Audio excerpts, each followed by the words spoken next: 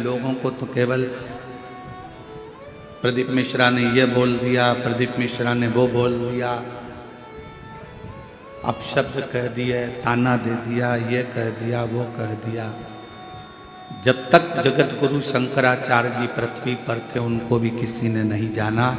शंकर के भक्त को पहचानने के लिए ना जाने कितने जन्म लेना पड़ेंगे, तब जाकर शिव भक्त को पहचान।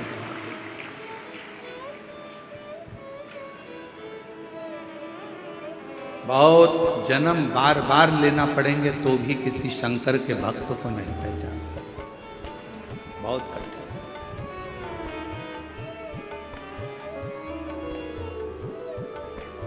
लाखों में शिव भक्त आते हैं, क्यों आएंगे ये? जब तक इनकी झोली बाबा भरेगा नहीं तो ये एक कथा में आकर, दो कथा में आकर, 5 कथा में आने के बाद कोई नहीं आएगा।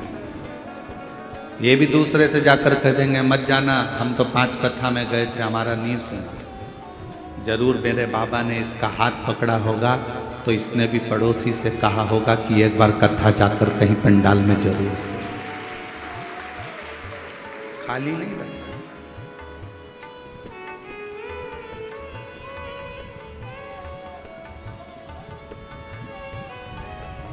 जो जैसी भावना लाया वो वैसा ही फल पाया। जो जैसी भावना लाया वो वैसा ही फल पाया। नहीं खाली उसे लौटाया वो मन मन हर्षाया।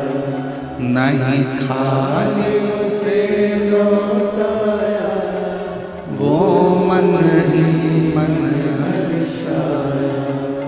और कर दिया माला माल काशी वाले ने, लुटा दिया भंडार काशी वाले, लुटा दिया भंडार काशी वाले ने, कर दिया माला माल काशी वाले ने। इस संसार सागर में खुद पर विश्वास, अपने काम पर विश्वास और महादेव पर विश्वास आपको अपनी मंजिल तक पहुंचाए।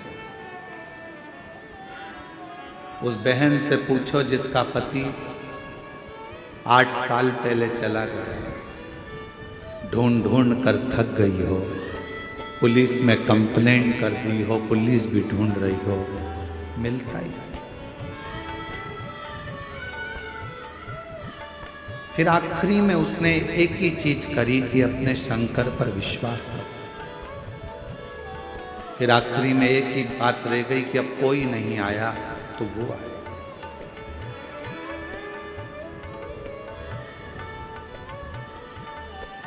करो भरोसा, विश्वास खुद पर करना, खुद की मेहनत पर करना और महादेव पर करना।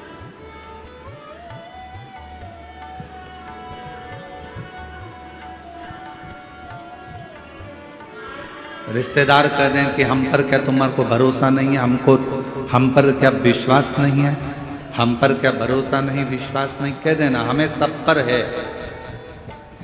पर दृढ़ विश्वास तो मैं अपने आप पर करता हूं, अपने मेहनत पर करता हूं और अपने महादेव पर करता हूं।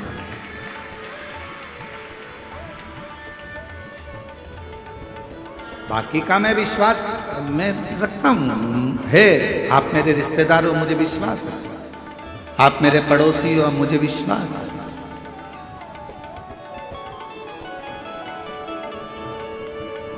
पर मेरा भरोसा तो मेरा देव अधिदेव महादेव।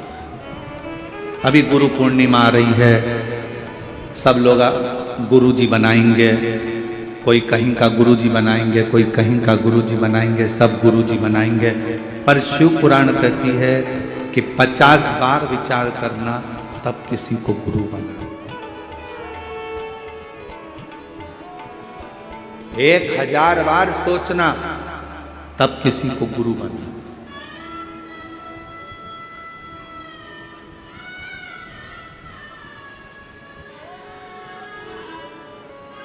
एक मां अपने बच्चे को जन्म देती है और दूसरा गुरु अपने शिष्य को जन्म देता है। मां अपने बच्चे को जन्म देती है और उसको संस्कारों में पिरो देती है और उस बच्चे को बड़ा कर देती है। उसी तरह गुरु अपने संस्कारों से, अपने भजन से, अपने कीर्तन से, अपने मंत्र से अपने शिष्य को श्रेष्ठ बनाकर, माँ अपने बच्चे को संस्कारित बनाकर उसको अच्छी एजुकेशन दिलाकर अच्छी कंपनी में जॉब करा देती है, गवर्नमेंट जॉब करा देती है या व्यापार खुला देती है। और गुरु किसी कंपनी में जॉब नहीं कराता, गुरु उस परमात्मा से मिलाने का प्रयास करता है, अपने दिल को मजबूत करने का प्रयास।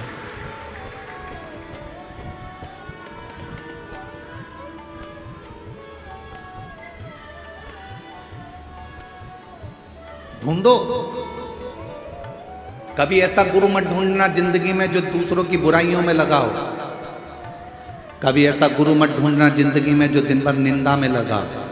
कभी ऐसा गुरु जीवन में मत ढूंढना कि जो लोगों के लिए अपशब्द कहता हो। कभी ऐसा गुरु मत ढूंढना जो जिंदगी भर बस श्राप देता हो, बद्दुआ देता हो, अपशब्द कहता हो। जिसके मुख से कभी भगवान का नाम प्रबलता में नहीं निकला, जिसके मुख से कभी गौ माता के कल्याण की बात ना निकली हो, जिसके मुख से कभी राष्ट्र के कल्याण की बात ना निकली हो, जिसके मुख से संसार के उद्धार की बात ना निकली हो, जिसके मुख से कभी छोटी बेटियों को बचाने की बात ना निकली हो, ऐसा गुरु नहीं चाहिए। गुरु वो होना जो हमारा भी कल्याण करे, राष्ट्र का भी कल्याण करे और जगत का भी कल्याण करे, वो गुरु हो। और नहीं मिले तो एक लोटा जल चढ़ाकर शंकर जी के शिवलिंग पर स्पर्श कर कर उसको अपना गुरु मानकर उसकी आराधना कर। वो भी नहीं मिले, अपने घर में अपना पति है, उस पति को ही उसके वचन का स्मरण कर कर, उसी को परमेश्वर मानकर, उसी को गुरु मानकर, उसी की आज्ञा का स्मरण करना प्रारंभ कर दो। अपने घर में बुजुर्ग माता पिता है, अपने घर में बूढ़े सास ससुर हैं, उनको गुरु मानकर, उनकी आज्ञा का सिरोधार्य कर कर, उन्हीं की सेवा कर कर, उनको गुरु मानकर अपने जीवन का कल्याण कर। अपने घर में कोई बुजुर्ग है, कोई बूढ़ा है, बुजुर्ग है, बहुत ज्ञानी है वो, उसने जिंदगी के थपेड़े बहुत खाए हैं, कोई ना मिले तो उसको गुरु बना।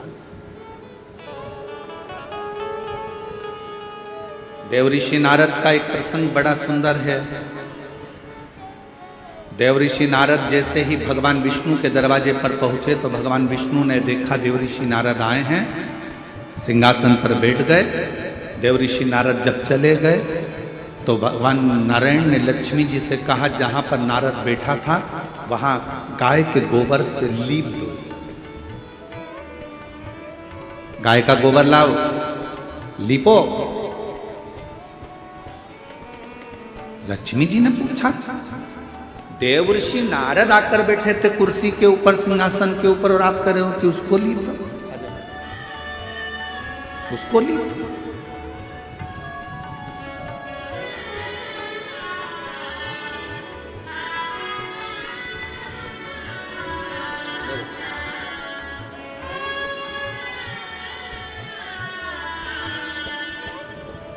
आठ साल के बाद पति को ढूंढ ढूंढ कर थक गई थी, तब 8 साल के बाद वापस आया एक बार जोरदार ताली।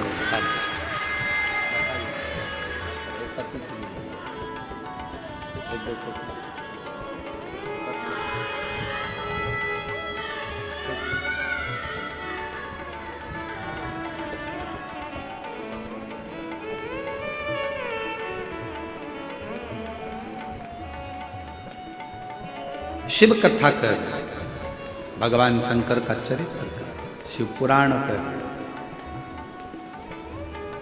शिव तत्व कर,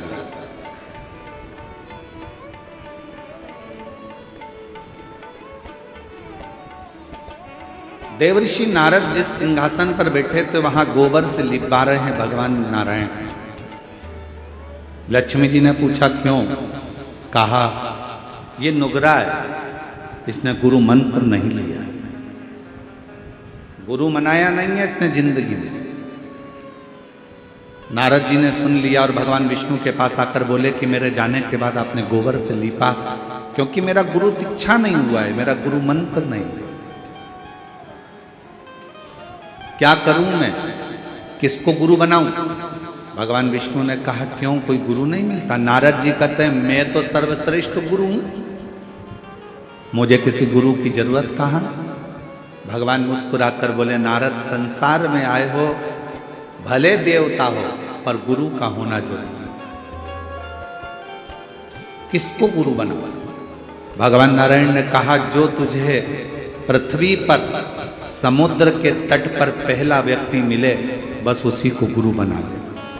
नारद जी भ्रमण करते करते समुद्र के तट पर गए। एक मछुआरा मछली पकड़ने के लिए जा रहा था। नारद जी को सबसे पहले वही मछुआरा दिखा, मछली पकड़ने लगे। नारद जी ने मन में सोचा कि बताओ कि इसको गुरु बनाऊंगा मैं, ये मछली पकड़ने वाला है। नारद जी ने मन में सोचा मैं इसको गुरु नहीं बनाऊंगा।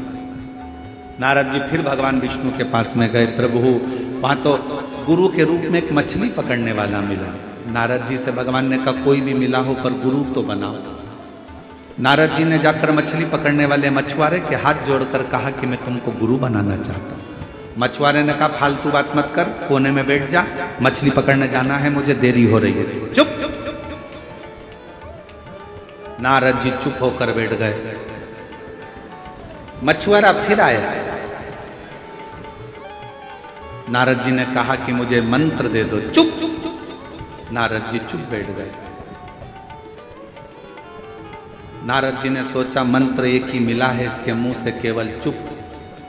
तो नारद जी भी उसी मंत्र का स्मरण करते करते भगवान विष्णु के पास जाकर कहे प्रभु गुरु भी मिला तो ऐसा गुरु मिला जिसने मंत्र तक नहीं दिया, केवल कह दिया चुप, इसके सिवाय कोई मंत्र नहीं देता।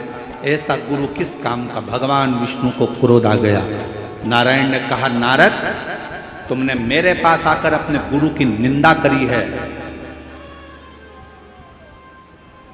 मैं तुम्हें श्राप देता हूं, 84 लाख योनियां तुम्हें काटना पड़ेगी। 84 लाख योनियों के चक्कर काटना पड़ेंगे तुमको। नारद जी तो हाथ जोड़कर खड़े हो गए, क्षमा कर दो प्रभु, मुझसे गलती हो, अब तो मुझे 84 लाख योनियां काटना पड़ेंगी, अब करूं क्या? लक्ष्मी जी से पूछा आप बताओ। लक्ष्मी जी बोले मैं क्या बताऊं। फिर पहुंचे ब्रह्मा जी से कि मुझे 84 लाख योनियां काटना है पृथ्वी पर, आप बताओ क्या करूं। ब्रह्मा जी कुछ नहीं बोले। तब शंकर जी के पास गए। नारद जी क्या बात है? नारद जी ने कहा 84 लाख योनियां काटना है, भगवान का श्राप लगा है। शंकर भगवान ने कहा अपने गुरु के पास जा, वो बता देगा कि 84 लाख योनि कब कटेगी। गुरु जी से जाकर कहा, मछली पकड़ने जा रहा था मछुआरा, गुरु जी के पांव पकड़ लिए, अब तो छोड़ता नहीं नारद, कृपा करो। गुरु जी ने पूछा क्या हो गया? मछुआरे ने पूछा मुझे श्राप लगा है, 84 लाख योनियों के चक्कर काटूंगा तब जाकर मैं पार उतरूंगा। इतने में गुरु जी ने कहा तुझे 84 लाख योनियों के चित्र मालूम है? कि हाँ मालूम है। गुरु जी बीच में खड़े हो गए और कहा एक काम कर, 84 लाख योनियों के चित्र बना इस रेत पर, समुद्र के तट पर, और इसका चक्कर काट ले, पार हो जाएगा, निकल जाए। मछली पकड़ने वाले मछुआरे ने 84 लाख योनियों के फोटो बनवाकर नारद जी से उसका चक्कर कटवा दिया। जैसे ही चक्कर कटा भगवान विष्णु के पास गए। नारायण ने गले में माला पहनाकर कहा वाह नारद, तुम तो इतनी जल्दी 84 का चक्कर काट कर आ गए। नारद जी ने कहा जिसका गुरु मेहरबान तो पट्ठा पहलवान। महाराज साधारण बात नहीं है, मेरा गुरु मुझ पर मेहरबान हो गया। उसने कहा 84 योनियों के चक्कर बना, फोटो बना और चक्कर लगा, पार उतर जाएगा। भगवान विष्णु ने कहा बस गुरु होता ही ऐसा है, अपने शिष्य का एक क्षण में कैसे भी कल्याण कर देता है, पर करता जरूर है। वो गुरु है।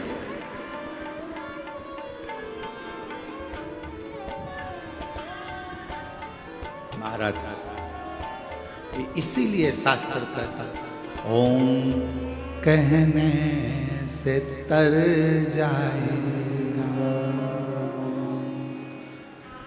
तेरा जीवन सवर जाएगा। ओम